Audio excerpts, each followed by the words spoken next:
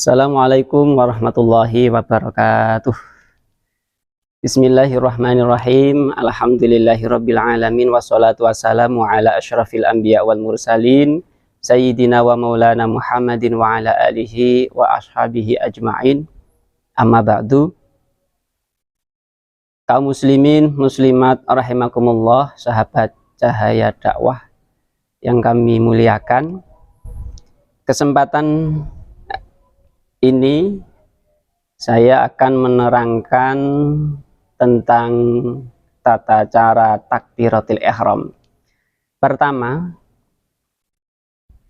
sebelum kita menerangkan tentang takbiratul ihram, perlu kita ketahui bahwa dalam sholat itu ada yang menjadi rukun-rukun sholat dan ada yang menjadi sunnah-sunnah sholat.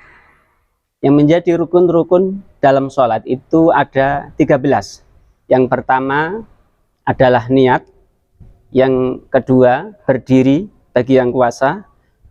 Ketika tidak bisa berdiri maka boleh dengan duduk atau dengan berbaring. Kemudian rukun yang ketiga adalah takbiratul ihram. Dan ini insya Allah yang akan kita bahas pada kesempatan kali ini. Yang keempat adalah membaca Fatihah. Kemudian yang kelima adalah ruku dengan tumakninah.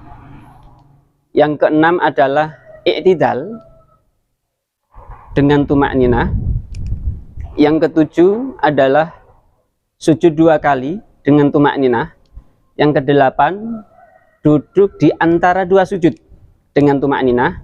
Yang kesembilan duduk tasyahud akhir. Yang ke-10 membaca tasyahud akhir. Yang ke-11 membaca sholawat Nabi dalam tasyahud akhir. Yang ke-12 adalah salam yang pertama. Yang terakhir yang ke-13 adalah tartib atau berurutan. Ini poin-poin yang harus kita laksanakan ketika melaksanakan sholat. Sebelum kita membahas yang pertama, kedua, dan ketiga, yaitu niat, kemudian berdiri bagi yang kuasa, dan takbiratul ihram, dan ini dilaksanakan bersamaan ya. Ini dilaksanakan bersamaan, tidak berurutan, karena syarat kita melaksanakan takbiratul ihram itu dengan keadaan berdiri, dan niat itu harus bersama dengan takbiratul ihram. Yang lebih penting lagi sebelum kita masuk pada pembahasan takbiratul ihram adalah sebelum kita melaksanakan sholat harus melaksanakan wudhu, mensucikan diri dari hadas, baik hadas kecil dengan berwudhu atau hadas besar dengan mandi, dan mensucikan diri kita, badan kita, pakaian kita, tempat sholat kita dari najis, segala najis. Dan insya Allah ketika itu sudah dilaksanakan, yang lebih penting lagi yaitu kita membersihkan hati kita. Bersihkan hati kita dari segala kotoran-kotoran hati, yaitu sombong, riya, dan sebagainya. Maka sebelum kita melaksanakan sholat, setelah kita membersihkan anggota lahir kita, badan kita, pakaian kita, tempat sholat kita, kita juga beristighfar memohon ampun kepada Allah atas segala dosa-dosa kita. Ketika kita sudah siap melaksanakan sholat dengan membersihkan lahir dan batin kita, kita berdiri di tempat yang suci. Yang salah satu rukun sholat adalah dengan berdiri. Kemudian kita merasa ingin menghadap kepada Allah Subhanahu wa Ta'ala. Sebelum kita melaksanakan takbir, kita memohon kepada Allah supaya dijauhkan dari godaan syaitan dengan kita membaca surat An-Nas. Bismillahirrahmanirrahim. Qul a'udzu birabbin nas, malikin nas, ilahin nas, min syarril waswasil khannas, alladzi yuwaswisu fi sudurin nas minal jinnati wan nas. Setelah itu, sebagaimana yang telah disabdakan oleh Rasulullah Shallallahu Alaihi Wasallam ketika malaikat Jibril bertanya kepada beliau apa yang dinamakan ihsan, maka Rasulullah Shallallahu Alaihi Wasallam menjawab, ihsan itu anta budallaha ka'annaka tarahu fa illam takun tarahu fa innahu yarak. Ihsan itu kamu menyembah Allah seakan-akan kamu melihat Allah. Ketika kita tidak bisa melakukan itu, belum makom kita menyembah kepada Allah seakan-akan melihat Allah, maka yang di bawahnya bagi kita, yaitu kita menyembah Allah dengan penuh keyakinan bahwa kita diperhatikan, dilihat oleh Allah Subhanahu wa Ta'ala. Di sini kita perlu menata hati kita. Ketika kita akan melaksanakan takbir, kita merasa di hadapan Allah, merasa diperhatikan oleh Allah, dan kita memang merasa butuh kepada Allah. Setelah itu, kita persiapkan posisi berdiri biasa, kemudian jarak antara dua kaki tidak dihimpitkan, tidak, kakinya tidak didempetkan, tidak, tapi agak direnggangkan, kita kira-kira satu kilang kira-kira, dan juga tidak terlalu lebar, sedang-sedang saja.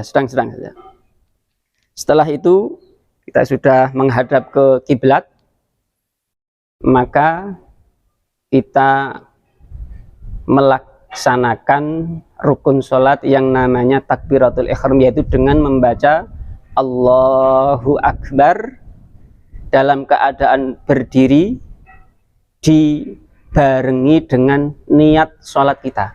Umpama kita melaksanakan sholat subuh, maka di dalam hati ketika mengucapkan Allahu Akbar, di dalam hati kita meniatkan saya niat sholat fardu subuh. Itu sudah cukup. Kemudian disunnahkan ketika takbiratul ihram kita mengangkat tangan. Seperti ini. Contohnya Allahu Akbar. Jadi Allahu Akbar, telapak tangan sejajar dengan pundak dan jari-jari sejajar dengan telinga kita. Dikira-kira saja. Allahu Akbar. Boleh dari awal ketika mengangkat sambil membaca takbir Allahu Akbar. Boleh juga diangkat dulu, kemudian baru membaca takbir Allahu Akbar. Jangan lupa sambil kita niat di dalam hati untuk membedakan bahwa kita yang kita laksanakan takbir ini adalah masuk kepada sholat. Kemudian setelah takbir, tangan kita letakkan di atas pusar dengan memegang pergelangan tangan. Memegang pergelangan tangan, dan yang kedua jari ini lurus di sini. Seperti ini.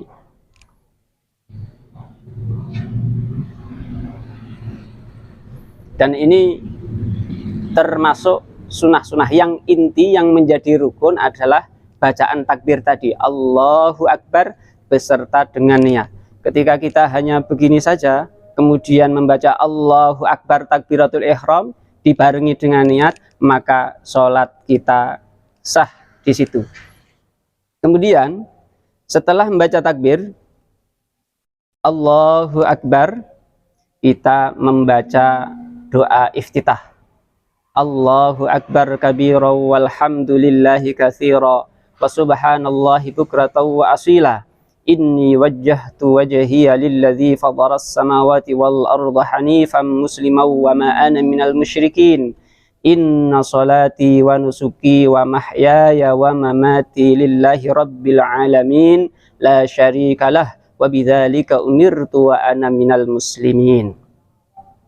Dan kita usahakan ketika kita membaca doa iftitah adalah memang benar-benar kita menghayati apa yang kita ucapkan, dan itu salah satu doa iftitah. Banyak doa iftitah yang lain, ketika kita tidak menggunakan ini, memakai doa iftitah yang lain, tidak apa-apa, tidak masalah.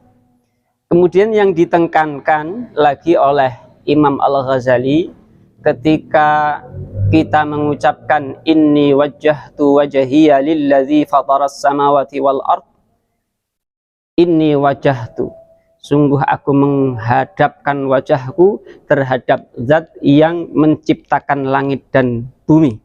Maka hati kita usahakan untuk mengingat kepada Allah Subhanahu wa ta'ala. Benar-benar hati kita itu menghadap kepada Allah. Benar-benar hati kita menghadap kepada Allah. Karena kalau tidak, menurut perkataan Imam Al-Ghazali, ini sangat membahayakan. Kenapa?